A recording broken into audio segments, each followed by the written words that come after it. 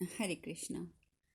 मधुसूदन, जो पांडुनंदन महाबली भीम 10,000 हाथियों के समान शक्तिशाली है, जिसका वेग वायु के समान है, जो असहिष्णु होते हुए भी अपने भाई को सदा ही प्रिय है और भाइयों का प्रिय करने में लगा रहता है, जिसने भाई बंधुओं सहित कीचक का विनाश किया है, जिस शूरवीर के हाथ से क्रोधवश नामक राक्षसों का हडिम्बासुर तथा बक का भी संहार हुआ है, जो पराक्रम में इंद्र, बल में वायु और क्रोध में महेश्वर के समान हैं, जो प्रहार करने वाले योद्धाओं में सर्वश्रेष्ठ एवं भयंकर हैं, शत्रुओं को संताप देने वाला जो पांडुपुत्र भीम अपने भीतर क्रोध, बल और अमर्ष रखते हुए भी मन को काबू में रखकर सदा भाइयों की आज्ञा के अधीन रहता है, जो स्वभावतः अमर्षशील है, जिसमें तेज की राशि संचित है,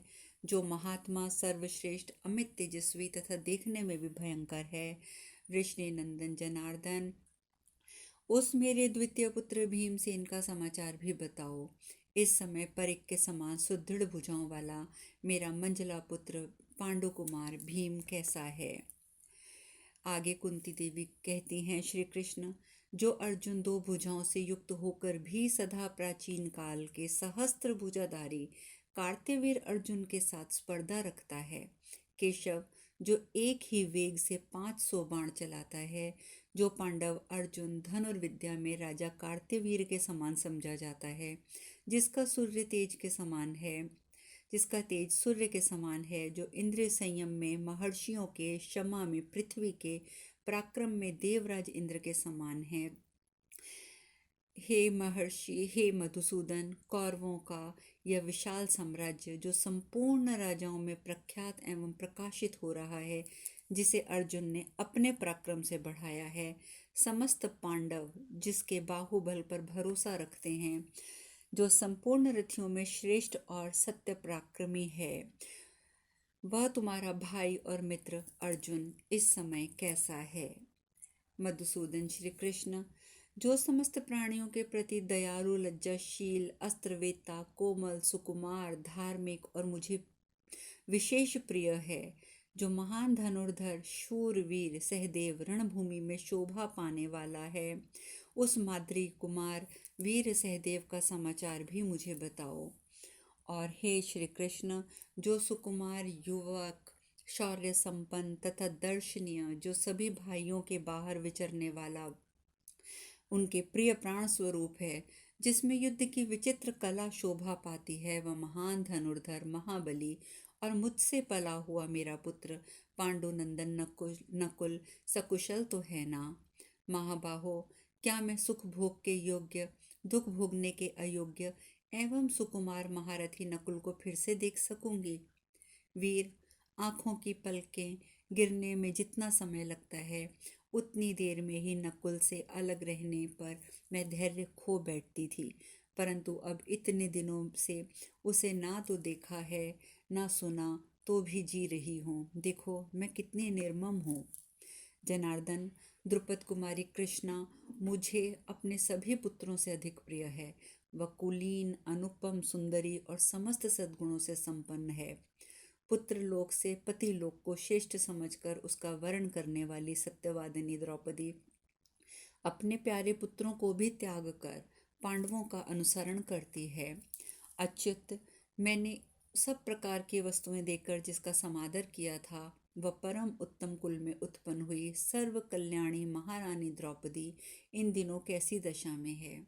हाय, जो महाधनुर्धर शूरवीर, युद्ध कुशल तथा अग्नितुल्य तेजस्वी 5 पतियों से युक्त है, वह द्रुपद कुमारी कृष्णा भी दुख भागिनी हो गई।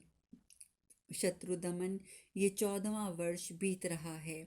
इतने दिनों से मैंने पुत्रों के विछोह से संतप्त हुई सत्यवादिनी द्रौपदी को भी नहीं देखा। यदि वैसे समाचार और सत्कर्मों से युक्त द्रुपद कुमारी अक्षय सुख नहीं पा रही है, तब तो निश्चय ही ये कहना पड़ेगा कि मनुष्य पुण्य कर्मों से सुख नहीं पाता है। युधिष्ठिर, भीम, अर्जुन, नकुल, सहदेव भी मुझे द्रौपदी से अधिक प्रिय नहीं हैं। उसी द्रौपदी को मैंने भरी सभा में लाई गई देखा। उससे बढ़कर महान दुख मुझे उससे पहले कभी भी नहीं हुआ। क्रोध और लोभ के वशीभूत होकर दुष्ट दुर्योधन ने रजस्वला अवस्था में एक वस्त्र धारिणी द्रौपदी को सभा में बुलवाया और उसे श्वसुर जनों के समीप खड़ी कर दिया। उस समय सभी कौरवों ने उसे देखा था। वहीं राजा धृतराष्ट्र, महाराज वाहिक, कृपाचार्य सोमदत्त तथा अन्यान्य कौरव खेद में भरे बैठे थे। मैं तो उस कौरव सभा में सबसे अधिक आदर विदुर जी को देती हूँ, जिन्होंने द्रौपदी के प्रति किए जाने वाले अन्याय का प्रकट रूप से विरोध किया था। मनुष्य अपने सदाचार से ही श्रेष्ठ होता है, धन और विद्या से नहीं। श्री कृष्ण परम बुद्धिमान, गंभीर स्वभाव महात्मा विदुर का शील ही उनका आभूषण है, जो संपूर्ण लोकों को व्याप्त करके स्थित है। वैशंपायन जी कहते हैं कि जन्मेजय, श्री कृष्ण को आया देखकर कुंती देवी शोकातुर तथा आनंदित होकर अपने ऊपर आए हुए नाना प्रकार के संपूर्ण दुखों का पुनः वर्णन करने लगी।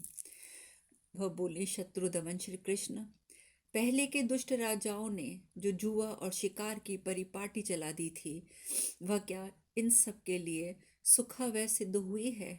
अपितु कदापि नहीं। सभा में कौरवों के समीप धृतराष्ट्र के पुत्रों ने द्रौपदी को जो ऐसे कष्ट पहुंचाया है, जिससे किसी का मंगल नहीं हो सकता, वह अपमान मेरे हृदय को दग्ध करता रहता है। परम तप जनार्दन, पांडवों का नगर से निकाला जाना तथा उनका वन में रहने के लिए बाध्य होना आदि नाना प्रकार के दुखों का मैं अनुभव कर चुकी हूँ। परम तप माधव, मेरे बालकों को अज्ञात भाव से रहना पड़ा है और अब राज्य न मिलने से उनकी जीविका का भी अवरोध हो रहा है। पुत्रों के साथ मुझे इतना महान क्लेश नहीं प्राप्त होना चाहिए। दुर्योधन ने मेरे पुत्रों को कपट द्यूत के द्वारा राज्य से वंचित कर दिया। उन्हें इस दुरावस्था में रहते आज 14 वर्ष बीत रहा है। यदि सुख भोगने का अर्थ है पुण्य फल का क्षय होना, तब तो पाप के फलस्वरूप दुख भोग लेने के कारण अब हमें भी दुखद के बाद सुख मिलना ही चाहिए। श्री कृष्ण, मेरे मन में पांडवों तथा धृतराष्ट्र पुत्रों के प्रति कभी भेदभाव नहीं है। इस सत्य के प्रभाव से निश्चय ही मैं देखूंगी कि तुम भावी संग्राम में शत्रुओं को मारकर पांडवों सहित संकट से मुक्त हो गए तथा राज्य लक्ष्मी ने तुम लोगों का वरण किया है। पांडवों में ऐसे ही सभी गुण मौजूद हैं जिनके कारण शत्रु इन्हें परास्त नहीं कर सकते। मैं जो कष्ट भोग रही हूँ उसके लिए ना अपने को दोष देती हूँ ना दुर्योधन को, अपितु पिता की ही निंदा करती हूँ, जिन्होंने मुझे राजा कुंती भोज के हाथ में उसी प्रकार दे दिया जैसे विख्यात दानी पुरुष याचक को साधारण धन देते हैं। मैं अभी बालिका थी, हाथ में गेंद लेकर खेलती फिरती थी। उसी अवस्था में तुम्हारे पितामह ने मित्र धर्म का पालन करते हुए अपने सखा महात्मा कुंती भोज के हाथ में मुझे दे दिया। परम तप श्री कृष्ण, इस प्रकार मेरे पिता और श्वसुरों ने भी मेरे साथ वंचनापूर्ण बर्ताव किया है। इससे मैं अत्यंत दुखी हूँ। मेरे जीवित रहने से क्या लाभ? अर्जुन के जन्म काल में जब मैं सूतिका गृह में थी, उस रात्रि में आकाशवाणी ने मुझे ये कहा था, भद्रे, तेरा ये पुत्र सारी पृथ्वी को जीत लेगा। इसका यश स्वर्ग लोक तक फैल जाएगा। यह महान संग्राम में कौरवों का संहार करके राज्य पर अधिकार कर लेगा। फिर अपने भाइयों के साथ 3 अश्वमेध यज्ञों का अनुष्ठान करेगा। मैं इस आकाशवाणी को दोष नहीं देती, अपितु महाविष्णु स्वरूप धर्म को मैं नमस्कार करती हूँ। वही जगत का सृष्टा है। धर्म ही सदा समस्त प्रजा को धारण करता है। वृष्णि नंदन श्री कृष्ण, यदि धर्म है तो तुम भी वह सब काम पूरा कर लोगे जिसे उस समय आकाशवाणी ने बताया था। माधव, वैधव्य, धन का नाश तथा कुटुंबीजनों के साथ बढ़ा हुआ वैर भाव, इनसे मुझे उतना शोक नहीं मिलता जितना कि पुत्रों का विरह मुझे शोक दग्ध कर रहा है। संतप्त शस्त्रधारियों में श्रेष्ठ गांडीवधारी अर्जुन, जब तक मैं नहीं देख रही हूँ, तब तक क्या मेरे हृदय को शांति मिलेगी? गोविंद, 14वां वर्ष है, जब से कि मैं युधिष्ठिर, भीमसेन, अर्जुन, नकुल, सहदेव को नहीं देख पा रही हूँ। जनार्दन, जो लोग प्राणों का नाश होने से अदृश्य होते हैं, उनके लिए मनुष्य श्राद्ध करते हैं। यदि मृत्यु का अर्थ अदृश्य हो जाना ही है, तो मेरे लिए पांडव मर गए हैं और मैं भी उनके लिए मर चुकी हूँ। माधव, तुम धर्मात्मा राजा युधिष्ठिर से कहना, बेटा, तुम्हारे धर्म की बड़ी हानि हो रही है, तुम उसे व्यर्थ नष्ट ना करो। वासुदेव, जो स्त्री दूसरों के आश्रित होकर जीवन निर्वाह करती है, उसे धिक्कार है। दीनता से प्राप्त हुई जीविका की अपेक्षा तो मर जाना ही उत्तम है। श्री कृष्ण, तुम अर्जुन तथा युद्ध के लिए उद्यत रहने वाले भीमसेन से कहना कि शत्राणी जिस प्रयोजन के लिए पुत्र उत्पन्न करती है, उसे पूरा करने का समय आ गया है। यदि ऐसा समय आने पर भी तुम युद्ध नहीं करोगे, तो यह व्यर्थ बीत जाएगा। तुम लोग इस जगत में सम्मानित पुरुष हो। यदि तुम कोई अत्यंत घृणित कर्म कर डालोगे, तो निशंस कर्म के युक्त होने के कारण मैं तुम्हें सदा के लिए त्याग दूंगी। पुत्रों, तुम्हें तो समय आने पर अपने प्राणों को भी त्याग देने के लिए उद्यत रहना चाहिए। गोविंद, तुम सदा क्षत्रिय धर्म में तत्पर रहने वाले माद्री नंदन नकुल और सहदेव से भी कहना, पुत्रों, तुम प्राणों की बाजी लगाकर भी पराक्रम से प्राप्त किए हुए भोगों को ही ग्रहण करना। पुरुषोत्तम, क्षत्रिय धर्म से जीवन निर्वाह करने वाले मनुष्य के मन को पराक्रम से प्राप्त हुआ धन ही सदा संतुष्ट रखता है।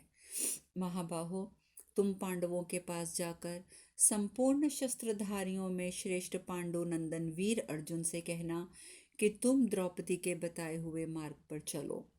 श्री कृष्ण, तुम तो जानते ही हो, यदि भीमसेन और अर्जुन अत्यंत कुपित हो जाएं, तो वे यमराज के समान होकर देवताओं को भी मृत्यु के मुख में पहुंचा देंगे।